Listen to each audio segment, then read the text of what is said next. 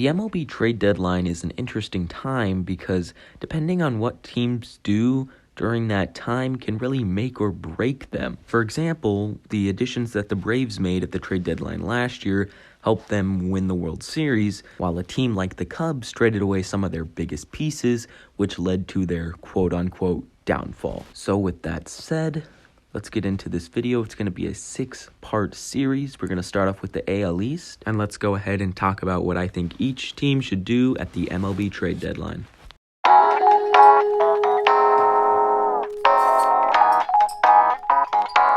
Let's start with the New York Yankees. It's clear the Yankees want to get rid of Gallo. The fans hate him. He has not played well in New York. But their main problem is finding a place to send him to. And I think Colorado is the place to send him. He can go out there, he can hit a ton of home runs, he can strike out as much as he wants because it's not really going to be affecting that Colorado team right now. I think it's a good fit. So here is my trade proposal. Now, yes, it looks a little bit lopsided, but I'm going based on baseball trade values, what they have them valued at. Yes, Fernandez is one of the better prospects in the Rockies organization, and that might be too much to give up for Gallo in real life, but that's my trade based on what baseball trade values has them valued at. So for the Rockies, they'll get a little power out of his bat. For the Yankees, they get rid of Gallo. In this situation, I have the Yankees paying Gallo's contract, and that's about all I think this Yankees team needs to do. They've proven that they are one of the best teams in the league, and get rid of Gallo, and I think that's about all they need to do this deadline. Don't try to make any crazy trades and mess up this good chemistry this team has going right now. So next up is Boston. Looking through their roster, there's really only one thing they need right now, and that is starting pitching. They've had a lot of injuries to that pitching staff, and they need another starter. I think Jose Quintana is a good guy. They'll be able to get him for fairly cheap. Only a one-season guy. He's not going to play there for a long time, but I think for one season, he's a good guy to go get. So here's my trade proposal. I got the Pirates sending Quintana to the Red Sox, and the Red Sox sending Brainer Bonacci to the Pirates. Bonacci is currently the Red Sox 20th ranked prospect. He is a switch-hitting shortstop. I think this is a guy that the Red Sox would be okay giving up for a guy like Quintana, and I think that the Pirates would like to have a guy like him. Obviously, the Pirates are not a playoff team this year, so this is what they wanted from Quintana. They wanted him to have a good season and be able to trade him for a prospect at the deadline, which they're probably going to get the chance to do. And for the Red Sox, they are in that tough AL East, and if they want to make the playoffs, they are going to need another arm. All these injuries is not making it any easier for them to make the playoffs, so I think adding another arm, it would be good for them. And I think, like I said, he makes a lot of sense. One-year guy, only have to give up one prospect. I think it's a win-win for both teams if this trade happens.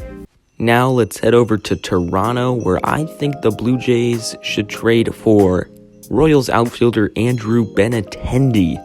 This is a rumor that has been going around for a little while now, and I think it makes a lot of sense. The Blue Jays have a right-handed heavy lineup. They need a left-handed bat in there that can hit, and I think Benintendi is a great fit. I think this makes a ton of sense.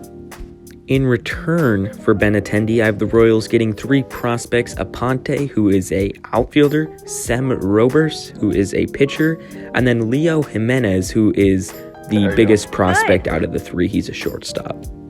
Jimenez can definitely hit. He has a career .277 batting average in the minors, his best year coming last year in 2021, where he batted .320. This year, Andrew's batting .313 with a .381 on base, only 3 home runs, but he's not known for his power, 32 RBI, and a 122 OPS plus, so he's been 22% better than the average player. I personally think this trade makes a ton of sense. The Blue Jays need a good left-handed bat, and Benintendi is that. Not to mention his defense. He won a Gold Glove just last year, so I think this trade makes a lot of sense, even though the Blue Jays would have to probably give up 3 prospects. Now for the Rays. I got the Rays trading for Jonathan Daza of the Colorado Rockies. They could use a little bit of help in that outfield, especially after Manuel Margot went down with that injury. And I really like Daza. I think he's a really good player. As a Giants fan, I've got to watch him play a lot, and he kills us every single time. You take a look at his stats here, and he's sneakily having a really, really good year, and nobody is talking about him. He's batting .308 with a .362 on base. Yeah, the homers and RBIs aren't great, but he's not a power hitter. You take a look at those hits, and that's all you need to see. I think he's a very Rays guy. I just feel like he belongs on the Rays, and I hope that's where he ends up because I think he'd play great in Tampa Bay. In return, I have the Rockies getting Josh Fleming and cash considerations. I don't have the cash on there, but I meant to put it. Sure, Fleming isn't having a great year, but he showed some signs of greatness back in 2020, and to me, he seems like a guy that the Rockies would take a flyer on. It may not be the most realistic trade, but I see a world where this could make sense for both sides. For the Orioles, if I'm being honest, I'd just stay put with what they have. I mean, they had their first winning month last month since August 2017. Something's been going right. They've been playing a lot better as of late. I wouldn't trade anybody away. I wouldn't trade for anybody. I would just stick with the team that they have, but that's not what this video is about. I am going to give them one move that I think would make sense for them. I'm going to send Dylan Tate to the Los Angeles Angels, back to Southern California where he's from.